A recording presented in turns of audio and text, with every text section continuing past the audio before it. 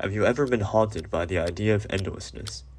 The idea of infinity, time stretching out into the future with no end, every minute repeating over and over until the end of time.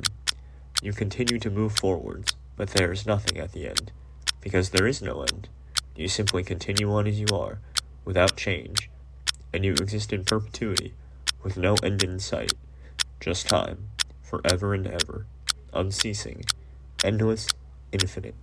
For me, it began when I was a kid. When I was young, maybe 10 or so years old, I remember hugging my mom, crying. I was playing with some skeletons during the Halloween season that my mom had set out for decorations, and it had dawned on me that these skeletons, though goofy cheap plastic decorations for the holiday season, represented the bodies of dead human beings. I realized in that moment that one day I would be a skeleton too when I died. Naturally, to my mom, it must have been scary for her when one of her children is hugging her leg, telling her they don't want to die. But she comforted me anyways, and eventually, like all children, I got distracted with something else that my mom pulled out of the decoration box, and I forgot all about it. Now, why do I mention this? Because it leads directly into the next thing that would haunt my mind for years and years to come. Apeirophobia, the fear of infinity, or infinities.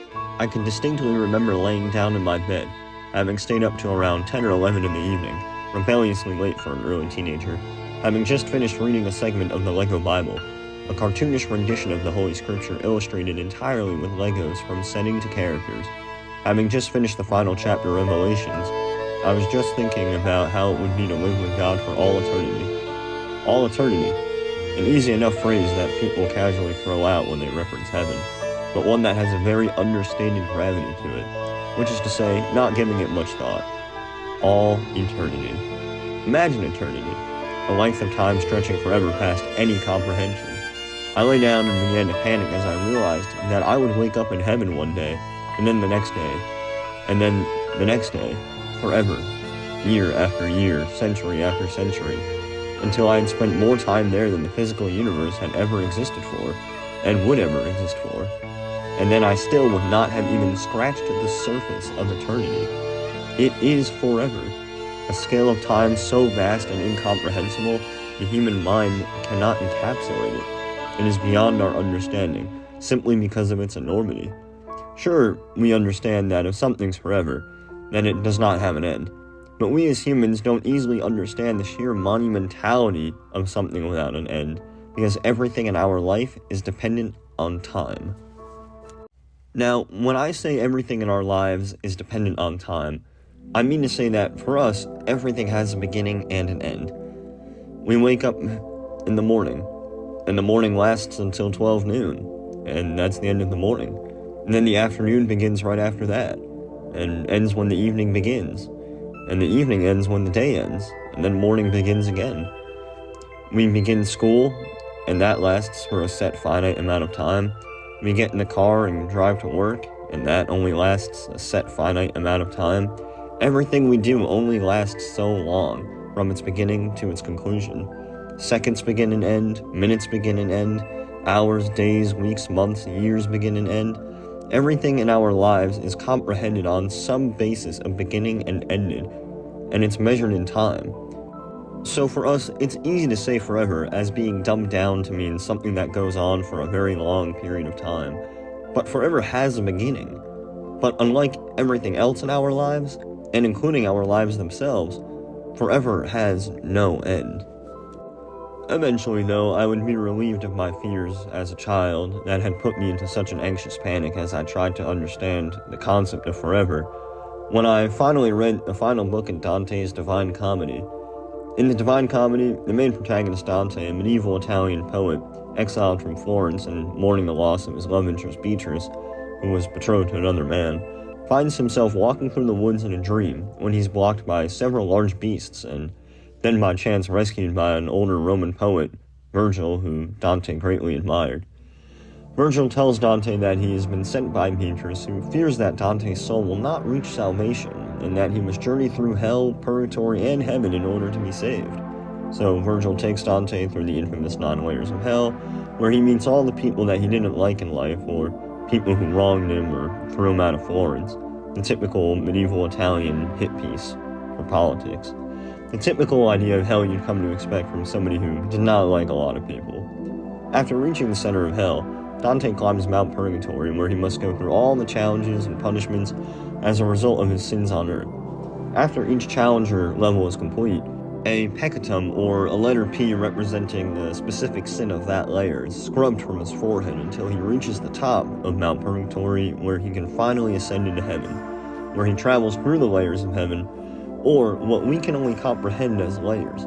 It's revealed in the final part of the trilogy that since heaven cannot be comprehended by a mere mortal, that we see it in layers, but in the reality of heaven, all the layers of heaven exist all at once, all together in some sort of grand heavenly union with God. But since mortal human beings aren't usually in heaven, we can only understand it as layers, like that on a cake. Eventually, Dante glimpses on the true nature of God, something that I remember personally brought tears to my eyes when I read it. But something more important jumped out at me as I read, and that was something that Dante mentioned when asking about the nature of time in heaven, and that is his questions about time and memories. It is revealed to Dante that the Empyrean, the magical veil that separates heaven from earth, also separates earth from the rest of infinity. Beneath the Empyrean, time is linear, meaning it starts at a beginning and it goes until the end. It is understood, comprehended, only in this fashion of beginnings and ends. But above the Empyrean, in heaven, time does not exist. Rather, existence happens all at once, if that makes any sense. Reality is an all-encompassing present, where God exists as both the Alpha and the Omega, or the beginning and the end. For reference, a lot of the philosophers believe that God's omnipotence allowed him to be in the perfect position. Since he was perfect, there was no need for him to change his coordinates or his condition. Dante further inquires about memory, though, specifically the difference in cognition between angels and humans. Angels, it is said, never turn their face from God, and thus nothing else ever intercepts their sight from God. Thus they have no need to remember anything and cannot, since they exist with God in an eternal present tense and remember nothing. Because everything happens in the present. There is no past for them to need to remember. Humans, on the other hand, retain some of their memories. However, they are infused with that all-encompassing present and are aligned and corrected to the perfect nature of heaven. Memories are retained to an extent, allowing the souls in heaven to have personality and remember who they are and deepen their love for God, but those memories are purified and corrected and lose a sense of time in some aspects, as they are now part of the eternal present tense of heaven. This did bring me a sense of calm, and definitely helped my preteen mind, as I knew that if I lived in heaven forever, that I would have my memories, but since everything would be outside the scope of time on earth, I would not have to ever be afraid of eternity, since everything would be in a present tense and there would be no conception of time passing. Since above the Empyrean no time passes, and since the present tense is eternal, memory, as it is described in Paradiso, is something unique to human existence, a mechanism that we have evolved to have as a way of coping with an imperfect condition, since we move linearly through time instead of experiencing the present all at once like those in heaven do. This notion of memories being important, even in heaven, led me to my next understanding, which is the beauty of life.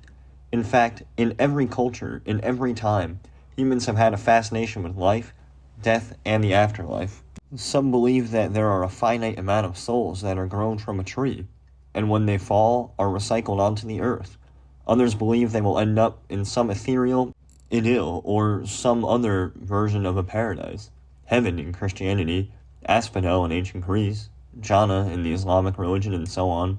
From the dawn of our species, we have a strange fascination with life, death, time, and the afterlife, almost as if we need the afterlife in order to bargain for more time, as if we didn't have enough time to do everything we wanted to do here on Earth. In fact, one of the things I always thought of when thinking about the afterlife was what I would do with all the free time. If I could live forever, eventually I would have done everything there was to do, learned everything there was to learn, seen everything that existed to be seen. But then what? What would I do for the rest of my time drifting out in the cosmos as an untethered soul, or floating around in heaven with a halo and a pair of wings? Friedrich Nietzsche, a famous German philosopher of the 17th century, notable for many of his works on life, mortality, and humanity, such as Thus Spoke Zarathustra, Beyond Good and Evil, The Birth of Tragedy, The Antichrist, to name a few, had many ideas on how one should live and conduct themselves. In fact, in Thus Spoke Zarathustra, he even illustrates the way one should live in the example of the Übermensch, German for the Superman, who is a being who creates his own values and lives by them, breaking away from and rebelling against society to live on his own terms.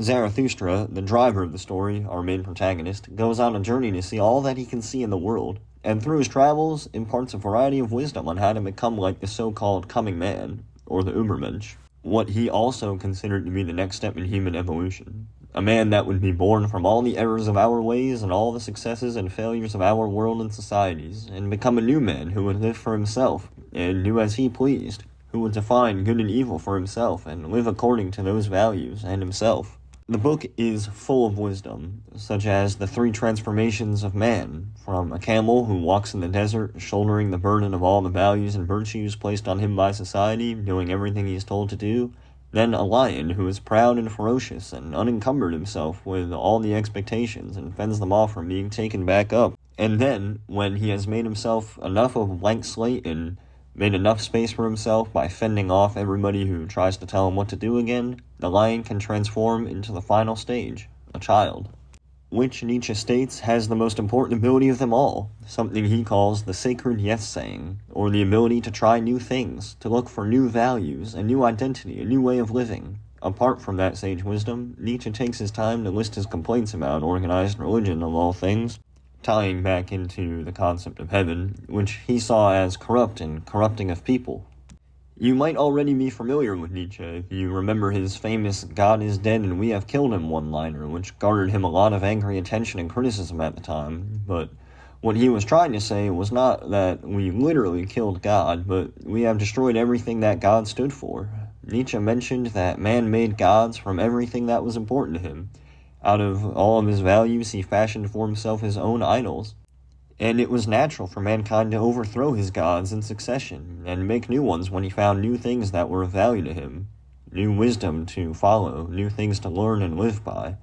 This happened in every society, gods being created, worshipped, and then destroyed again, a cyclical thing, from the Sumerians to the Babylonians and Assyrians to the Greeks, Persians, Romans, Norse, and so on until the present day, when the cycle of death and rebirth was broken by the worldwide adoption of Christianity, which had taken root and was being peddled, according to Nietzsche, to the people by a corrupt class of priests who used this new religion and their gatekeeping of the knowledge of that religion in order to maintain power over the people. This priestly class, that Nietzsche calls it, has maintained this power in every society by holding religion hostage and maintaining their grip on what is considered valuable in that society. Thus, they can maintain the power over people's behavior. By using God and the threat of God and eternal salvation and torture, they were able to change people's values into being whatever they wanted in order to maintain their power and stop people from living lives where they were happy and fulfilled. Rather, they told people to always maintain their focus on the life that comes after life on earth. To Nietzsche, they were what he termed despisers of the body, or to say they hated mortal life and everything in it, and were consumed with the afterlife so much that they forgot how to live as people on earth. They killed the god they ought to worship and replaced it with a new god, or an idol, their own power and gain, and this horrible fear of infinity and the afterlife, to always be focused on the afterlife, to always think of what's going to come next rather than the present moment and what's happening now. I myself would take the more amicable approach to Nietzsche and remove the plot elements and some of the prose from his words and boil it down to the fact that what he was concerned with was that people were forgetting how to appreciate life and live in it. They were focusing on things that had nothing to do with life and were distracting themselves from and changing the way that they lived in a way that was making them unhappy. At the time of Nietzsche's writing, a great pessimism was coming over European society, and to fight this great apathy, he devised a new way of living, of realigning one's values, redetermining oneself, and rediscovering what was important in order to live a more fulfilling life. To him, it was important that people lived in the present and didn't worry over the follies of yesterday or the problems of tomorrow or fixing some problem or taking revenge on another or worrying about all these things that were so far away. Rather, that they appreciated and enjoyed all the beauty of life and everything therein, to experience all there was to experience, and to be glad for it, to be glad that you're happy, to be glad that you're sad. It's a privilege to be sad and happy and mad and angry and tired, as some people may never get to experience that. All the good things and all the bad things. That's what it is to live. And when you can't experience or feel anything, you're not really alive at all, are you? This theme of living well and the need to make meaning and purpose of life on Earth and live life to its fullest can be found everywhere. And in fact, it's the cure for apeirophobia and thanatophobia and chronophobia. While we cannot stop death and one day we all will die, for now, in the present, we are alive. Whenever I think of this, I beautifully remember the inspiring quote from, of all places, the 2004 movie Troy, starring Brad Pitt, who plays Achilles. The movie is surprisingly full of human emotions and thoughts on life, death, and meaning. It is full of the need for legacy. At one point in the movie, Achilles states, "I'll tell you a secret, something they don't teach you in your temple. The gods envy us. They envy us because we're mortal, because any moment might be our last. Everything is more beautiful because we're doomed. You will never be lovelier than you are now. We will never be here again." A quote with a deep profundity that I did not expect to hear in the voice of Brad Pitt, but entirely true. Life is beautiful, and in large part that beauty comes from the simple fact that at one point it ends. One day it'll be over, and everything up to that point will be all that you accomplished, all that you loved, hated, feared, did right, did wrong. It'll be everything you are remembered for and by, and that will make all the difference. What you choose to do at that time, the intensity with which you did it, love for something, will be all that people have left to remember you by. Even Odysseus remarks in one scene, "Men are haunted by the vastness of eternity," and so we ask ourselves, will our actions echo across the centuries? Will strangers hear our names long after we are gone and wonder who we were, how bravely we fought, how fiercely we loved? Another line echoing that of Achilles.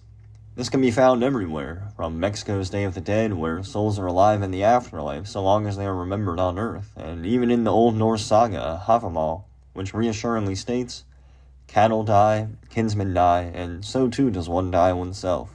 But I know of one thing which never dies, the fame of a dead man's deeds." Everybody has had this fear, the fear of not living well. Even Julius Caesar feared that he would be a nobody in life when he stood in front of the tomb of Alexander the Great, remarking that Alexander had conquered entire empires before his untimely death at only age 32, and having only conquered Gaul, and in the midst of a bloody civil war, of all things. Ironically, we remember these people for time immemorial due to their larger-than-life achievements. But since humans have begun to live, we have had the urge to do something great with our lives, because if we can do something great, we will live on. In some research we did, some letters or books we wrote, in paintings we painted, and songs we sung, some small part of us will live on, and how we made other people feel, never to be forgotten, and in that way we can live beyond our death, becoming immortal. Interestingly enough, Nietzsche has a similar philosophy on living well, which he coins the eternal recurrence. This concept of eternal recurrence serves as a vehicle by which we can measure whether or not we live according to our own morals and philosophies. It is also a clever thought experiment. Say that you were given the opportunity to relive your entire life, with every detail occurring just as it had thus far in your current life. Would you do so? It is a test of affirmation. Some might recoil in horror at the idea of reliving everything they have thus far experienced, an indication that they are not living their life to the standards they have set for themselves. However, others might embrace their existence with all of the joy and sorrows that entails and accept repeating their existence infinitely, reliving their life exactly as it is played out every time. These people who answer yes emphatically, Nietzsche believes, have come to understand the concept of amor fati, or a love of fate, where they will live their life as it is, love it, and would not change it for anything. This thought experiment is presented by Nietzsche as the ultimate test to the will of power, as only those who have the strength to answer yes can accept and live life as it is, becoming truly free. They can appreciate sorrow and joy, beauty and ugliness, all the ups and downs that come with life. Every feeling, no matter if we judge it to be good or bad, should be appreciated for the fact that we exist to feel it, and that it is better than no existence at all. This concept of eternal recurrence forces one to accept a radical responsibility of the direction in their life and live it truly in its fullness, much like the sacred yes saying of the child, and if not, then the power of the lion to make space in which one can change and find a new way. I know that a lot of this comes across as conjectured and philosophical, but in these quotes and sagas from ancient Italian poets and dead Vikings, old German philosophers, and even Brad Pitt movies, is the inseparable curse of time. A finite resource, the most priceless thing, something that for us is always running out. That same fear that 10-year-old me had when he realized that one day he too would look like a cheap plastic skeleton used for Halloween decorations. Time is always running out, but that doesn't have to be a bad thing. Sure, it's inevitable, but so is living. We are alive for now, and as Epicurus, an old Greek philosopher and founder of the school of Epicurean thought, once remarked, why should I fear death? If I am, then death is not. If death is, then I am not. Why should I fear that which can only exist when I do not? So therein lies the cure for the fear of eternities and time and death, something that we have been fascinated with ever since we came to live on this planet, since the moment we first opened our eyes, thinking of the day they would shut and never open again. The cure to all those things is living, and living well. So go out, smell the roses, look up from your phone and notice something new. Count the birds in the trees, learn a new thing every day. Paint a picture, look at all the colors, explore your passions and interests, and do something great, and you'll have a death worthy of somebody who truly lived. So where does that leave us? Infinity remains an overwhelming and sometimes haunting concept in our imaginations if we let them wander too far from the present moment. It is a terrifying concept due to its sheer incomprehensibility in both scale and nature, something we can comprehend for a fleeting moment before being left with the feelings we cannot understand. Yet maybe it wasn't meant for us to be understanding of. Maybe we're alive, and life is something that we should be understanding rather than something that comes after it. Yet, maybe that is the core of its beauty too, like a night sky filled with stars that you get lost in if you look up, forgetting this planet, all the struggles and worries of daily life, fading away in the pale of such grand scale. Infinity reminds us that life has an end, and fleeting as it may be, ironically, on the topic of infinity, that makes it all the more important, and each moment more worthwhile and enjoyable. Perhaps the secret to life is not to conquer it, or escape it, or try to prolong it, but rather to simply make the most of every second we have, and love life as much as we can. Hey everybody, just wanted to say a quick thanks for watching the video. This is the first video I've ever made. It has certainly not been easy. It has been an uphill struggle from the get-go. But I'm glad to everybody who watched it and found it enjoyable and took something away from it. Infinity has been a concept, as the video said, that I've thought about for many years, and I just wanted to share my thoughts on all of it with you. Maybe it was interesting, maybe it wasn't. But thank you for watching. This is going to be the first in hopefully many videos that I get to make, and I look forward to making more content and hopefully learning more things and sharing them with everybody who decides to listen. But just wanted to give a quick thank you for everybody who watched and listened, and have a good one.